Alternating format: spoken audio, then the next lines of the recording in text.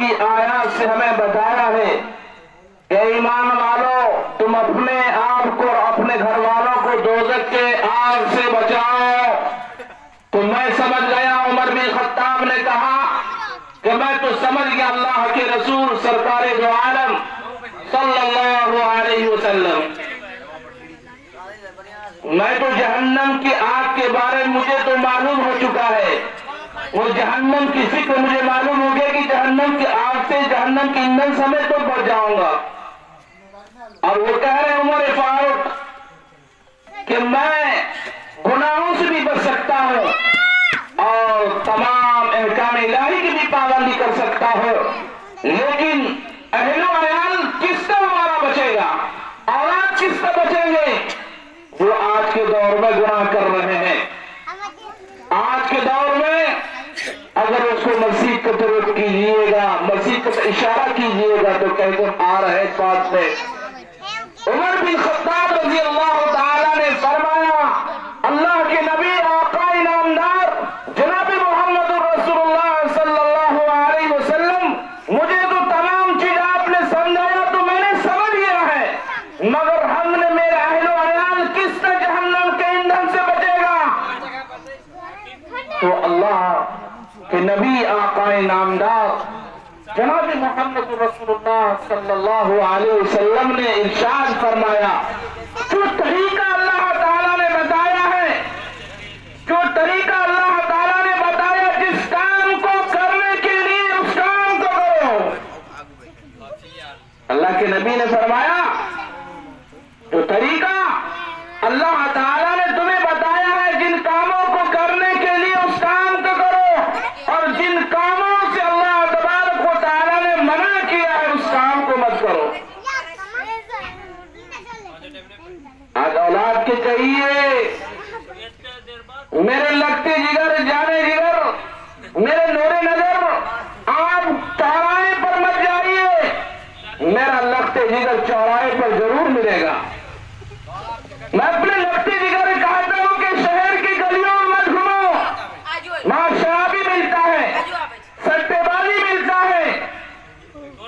وہاں غلط غلط زبان سے استعمال ہوتا ہے. آپ مت جائیے. اور اولاد ہمارا بات سے انکار ہو جاتا ہے، بات مانتا نہیں ہے، میرا اولاد سب سے پہلے آگے رہتے ہیں. اللہ کی نبی آقا انعامدار جناب محمد رسول اللہ صلی اللہ علیہ وسلم نے ارشاد فرمایا ہے، اللہ نے جس کام کو کرنے کے لیے کہا ہے اس کام کو آگے کرو. نماز میں سب سے آگے جاؤ، نماز کے معاملے میں سب سے قدم آگے بڑھاؤ، تمہارا نیکی اسی میں ہے. اور جس کام سے اللہ کے نبی آقا انعامدار جناب محمد رسول اللہ صلی اللہ علیہ وسلم نے ارشاد فرمایا، جس کام سے تمہیں منع کیا اس کام سے بالکل چھوڑ دو.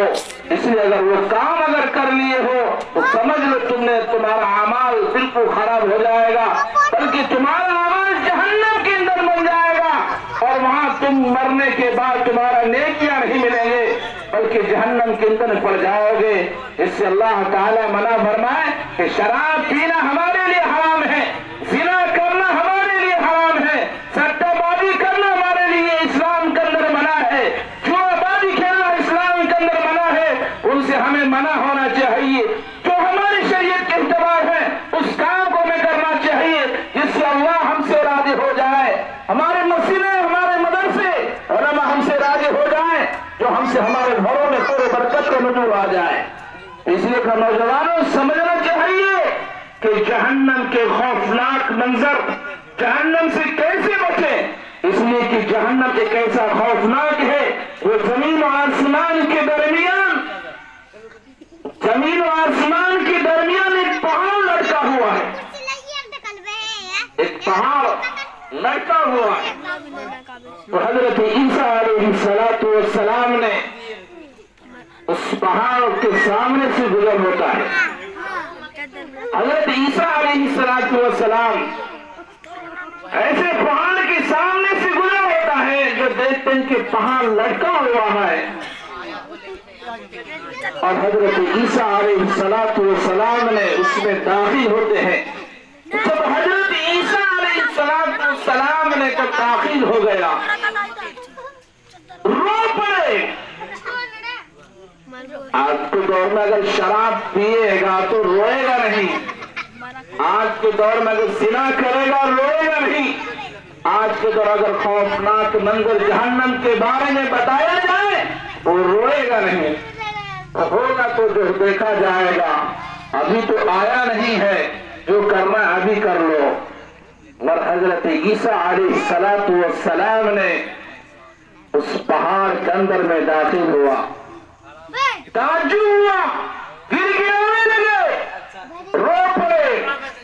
کہ پہاڑ کے اندر میں آیا ہے۔ جب اس پہاڑ سے باہر نکلا، لوگوں سے پوچھا، جیسے آج کے محفل میں آپ لوگ جمع ہوئے ہیں، حاجی یحییٰ صاحب کے تعزیتی پروگرام میں آپ اپنے ان کے حالات کو ان کے بارے میں بتائیں گے کہ حاجی صاحب ایسے تھے، حاجی صاحب ایسے تھے، جوانی میں ایسے تھے، بڑھاپے میں ایسے تھے۔ جب اس نے اپنا روح کو بدلا، اپنا نیت کو بدلا، اللہ کے گھر میں جڑا، تو حاجی صاحب اپنے بچپن کے حالات کو چھوڑ چکے ہیں، بلکہ صرف اللہ سے رابطہ کرنا، اللہ کی یاد میں گر گرانا، پوری رات تہجد میں گر گرانا۔ اور حاجی صاحب یہی کہتے تھے، اے مالک کائنات، اے خالق کائنات، تیری زمین پہ ہم نے جوانی کے اندر میں پوری زندگی میں نے گناہ کیا ہے، اے مالک کائنات تیرے دربار میں آیا ہوں سر خم کرنے کے لیے، میری گناہوں کو معاف فرمائیے۔ بندہ نہیں دیکھتا ہے، اللہ رب العزت دیکھتا ہے۔ جو انسان دل سے توبہ کرتا ہے، دل سے ارادہ کرتا ہے، تو اللہ رب العزت تہجد کی حالت میں اور فرشتوں سے کہتا ہے، اے فرشتوں جاؤ فلاں شخص کو معاف کر دو، ان کی جتنے جوانی کے اندر گناہ کیا ہے، اس نے خانہ کعبۃ اللہ کو زیارت کیا ہے، مدینہ منورہ اور مکہ کے اندر میں چکر لگایا ہے، تمام گناہوں کو معاف کر دو۔ اسی لیے کہ اب اس کا حال یہ ہے کہ اللہ کے گھر میں آیا ہے، تمام گناہوں کو معاف کر دو، تو یقیناً اللہ رب العزت فرشتوں کو حکم کے مطابق تمام گناہ معاف کرتے ہیں جو انسان سچے دل سے توبہ کرتا ہے۔ اسی طرح حضرت عیسیٰ علیہ السلام نے جب اس پہاڑ سے نکلا، نکلنے کے بعد لوگوں سے سوال کیا، کوئی جواب دینے کے لیے تیار نہیں ہوا کہ بھائی یہاں کے لوگوں نے جواب کیوں نہیں دے رہے ہیں، یہاں کے لوگوں خاموش کیوں پڑا ہوا ہے؟ تو لوگوں نے جواب آخر میں دیا، یہ پہاڑ میرے دور کا نہیں ہے، میرے باپ و دادا اور خاندان در خاندان نے یہ دیکھتا ہوا آ رہا ہے کہ پہاڑ لڑکا ہوا نظر آ رہے ہیں، پہاڑ لڑکا ہوا نظر آ رہے ہیں، مجھے معلوم نہیں ہے،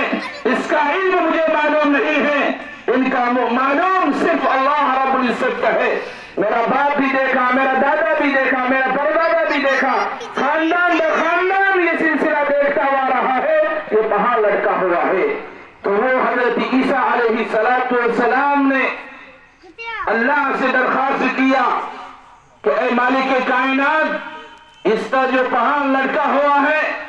آپ ایسا چاہیں کہ یہ انسان کو کیا کر دیں گے، غرق میں ڈال دیں گے؟ اے مالک کائنات، میں آپ سے درخواست کر رہا ہوں، التماس کر رہا ہوں، مدبانہ کر رہا ہوں، اے مالک کائنات اس پہاڑ کو اجازت دے دے یہاں سے ہٹ جائے۔ تو حضرت عیسیٰ علیہ السلام نے اس پہاڑ کو جب اجازت دیا تو پہاڑ وہاں ہٹ کر زمین پر آ کر بیٹھ گئے۔ تو اللہ تبارک و تعالی کے سامنے جو انسان سچے دل سے اللہ سے درخواست کرتا ہے، اللہ سے درخواست کرتا ہے، تو یقیناً سمجھ لیجئے اللہ تبارک و تعالی اس چیز کو انکار نہیں کرے گا بلکہ منظور کر لیں گے، درخواست کو قبول کر لے گا۔ اللہ نے ان کو زمین میں رکھ دیا ہے، اگر وہی انسان دنیا کے اندر میں برا اعمال کرتا قبول نہیں ہوتا، جو اللہ سے رابطہ رکھتا ہے اللہ ان چیزوں کو پورا کرتا ہے۔ اس لیے ہر انسان سے کہتا ہے تو انسان اچھا عمل کرے گا تو اچھا کا بدلہ دنیا کے اندر نہیں بلکہ قرب قیامت کے اندر میں میدان حشر کے دن ہوگا، اس لیے کہ موت کے وقت فرشتے کی حاضری ہوتی ہے، فرشتگان الہی تشریف لاتے ہیں تو ان کا چہرہ بہت خوش، ان کے چہرے پر ایک نورانی چہرے چمک آتا ہے، وہ انسان دیکھتا ہے کہ میں اس دنیا سے رخصت ہو رہا ہوں، اس دنیا سے میں الوداع کہہ رہا ہوں، میں اس دنیا والوں کو چھوڑ کر جا رہا ہوں۔ میں نے دنیا کے اندر میں کہیں بیٹھ کر دنیاوی بات کر رہے تھے، نہیں، میں دنیا کے اندر میں اللہ سے، اللہ کے گھر میں بات کر رہا تھا، اللہ سے رابطہ کر رہے تھے، اللہ مجھے سن رہا تھا، اللہ مجھے دیکھ رہا تھا، میں اللہ کو دیکھا نہیں ہے۔ اس لیے کہ وہ انسان سچے دل کے ساتھ مرتا ہے تو انسان دنیا کے اندر پریشان نہیں ہوتا ہے، اس لیے کہ فرشتگان الہی تشریف لاتے ہیں، ان کے چہرے پر ایک روشنی اور منور ہوتی ہے، کیونکہ ان کے ہاتھ میں جنت کا کفن ہوتا ہے اور خوشبو سے معطر ہوتا ہے۔ ایک کفن نہیں، وہ کفن، یہ کفن نہیں جو کل گیا ہے، وہ کفن جو فرشتہ ہی کو معلوم ہے، انسان کو معلوم نہیں ہے، اللہ کو معلوم ہے، فرشتے کو معلوم ہے، اور وہ اس بندے کے پاس آتا ہے کہ اے حاجی صاحب میں آپ کو لینے کے لیے آیا ہوں، آپ کیا چاہتے ہیں؟ حاجی صاحب یہی کہیں گے، اے مالک کائنات، اے خالق کائنات، جب تک آپ نے اس دنیا کے اندر میں ہمیں زندگی بسر اور زندگی کے اندر ہم نے کھایا ہے، کمایا ہے، اللہ کے راہ میں خرچ کیا ہے، میں تیار ہوں۔ فرشتہ کہتا ہے واہ واہ، میرے مہمان تیار ہو گئے ہیں، میں تیار ہوں۔ اس بردہ جو انسان اس دنیا سے جانے والے ہیں وہ کہتا میں لیٹتا ہوں، میں اولاد کو نہیں کہتا کہ میرے اولاد کلمہ پڑھو، میں اپنی بیوی کو نہیں کہتا میری بیوی کلمہ پڑھو، میں کسی رشتہ دار کو کہنا نہیں چاہتا، وہ کہتا ہے میں اللہ سے بات کر رہا ہوں، میں کلمہ لا الہ الا اللہ پڑھ رہا ہوں، میری روح اس طرح نکلے گا کہ میرا بیٹا بھی نہیں دیکھے گا، نہ میری بیوی دیکھے گی، نہ میرا رشتہ دار دیکھے گا، نہ میرا دماد دیکھے گا، نہ ہماری بیٹی دیکھے گی۔ اس طرح میں جاؤں اس دنیا سے کہ میں دنیا کے اندر بھی سکون تھا اور آخرت کے اندر بھی سکون رہوں گا۔ اس لیے کہ کوئی انسان اس دنیا سے جاتا ہے تو کوئی انسان جب نیک انسان ہوتا ہے اس کو موت کے وقت کوئی تکلیف نہیں ہوتا ہے، وہ کلمہ لا الہ الا اللہ اور محمد رسول اللہ کے ورد لگاتے ہوئے اس دنیا سے رخصت ہوتا ہے، اور فرشتہ اپنا وہ روح اس جنتی قبر میں لے کر چل پڑتے ہیں اور کہتا ہے کتنا روح ہے؟ پتہ وہ انسان جو دنیا کے اندر میں اچھے نام سے جانے اور پہچانے جاتے تھے، فرشتہ کہتا ہے بتاؤ کیا نام ہے؟ وہ فرشتہ کہتے ہیں ملک الموت، جن کا نام دنیا میں اچھے نام سے پکارتے تھے، اس کا نام قرب قیامت کے دن یحییٰ کے نام سے پکارا جائے گا، حاجی یحییٰ کے نام سے پکارا جائے گا، انہی کا روح ہے، کیا دیکھنا چاہتے ہو؟ فرشتہ کہتا ہاں تو یہ تمام فرشتے کہتے تھے کہ نہیں، اس کا دیکھنا تو میدان حشر کے دن دیکھا جائے گا، ان کا اعمال، ان کے نیکیاں قیامت کے دن، قرب قیامت کے دن دیکھا جائے گا، اسی دن ابھی دیکھنے کا نہیں ہے، میں ان کا روح لے کر جاتا ہوں اور ان کے نامہ علیم میں رکھ دیتا ہے۔ تو ہر انسان کو کوشش کرنا چاہیے کہ اپنی نیکی دنیا کے اندر میں ایسا کریں کہ دنیا والوں کو دکھانا نہیں ہے، اللہ کو دکھانا ہے۔ اللہ جب ہم سے راضی ہو جائے گا تو ہمارے موت کے وقت کوئی تکلیف نہیں ہوگی۔ وہ انسان دنیا کے اندر میں دین اور ایمان کو بات کو نہیں سمجھتا ہے اور کہتے ہیں کہ ہم نے قرآن کریم میں پڑھ چکا ہوں، حدیث مبارکہ میں نے عمل کر چکا ہوں، اللہ کے نبی کا حدیث ہے، سن لیجیے۔ اللہ کے نبی کے سامنے ایک صحابی کا دل دھڑکنے لگا اور گر پڑے، اور اللہ کی نبی دیکھا کہ نوجوان صحابی لیٹے ہوئے ہیں، کیا معاملہ ہوا؟ صحابی بے ہوش ہے۔ اللہ کے نبی نے فرمایا اے صحابی تمہارا چل رہا ہے دھڑکن، تم لا الہ الا اللہ محمد رسول اللہ کا ورد لگاؤ۔ اس اللہ کے نبی نے کہہ دیا، اس صحابی نے ورد لگایا، یقیناً اللہ تبارک و تعالیٰ نے ان کو بالکل کھڑا کر دیا۔ تو اللہ پر یقین رکھنے والا اگر کوئی انسان ہوگا تو اللہ تعالیٰ ان کو کھڑا کر دے گا۔ اس لیے کہ اللہ پر جب یقین رکھیں گے تو اللہ تبارک و تعالیٰ جنت کا مقام اور مرتبہ دینے والا اس خداوند قدوس ہے جو ہم اللہ پر یقین رکھتے ہیں دعا فرمائیں، کیونکہ یہ تعزیتی پروگرام ہے، تقریر کا وقت نہیں ہے۔ ایک حاجی صاحب نے کل کہا تھا بہت اچھا جملہ، یہ بچنے کی بات ہے، جس کو دیدار کرنا ہے، یہ موضوع ہم کبھی نہیں بھولیں گے۔ اگر کسی انسان کو دیدار کرنا ہے،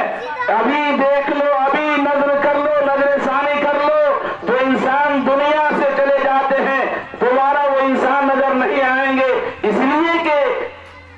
میت کے سامنے میں، جنازے کے سامنے کہا جاتا ہے کہ اگر انسان سے کوئی غلطی ہو گیا ہو، خطا ہو گیا ہو، جوانی کے اندر میں،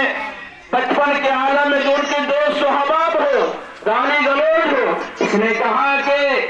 ان کے لیے معاف کر دیں، تو اللہ کے نبی کا فرمان ہے کہ فوراً اسی وقت دل کی سچائی ہے، دل کی گہرائی، فوراً معاف کر دینا چاہیے۔ اسی وقت فرشتے اپنے رجسٹر میں اندراج کر دیتا ہے کہ فلاں بندہ نے، اور تمام امت محمدیہ کے رہنے والے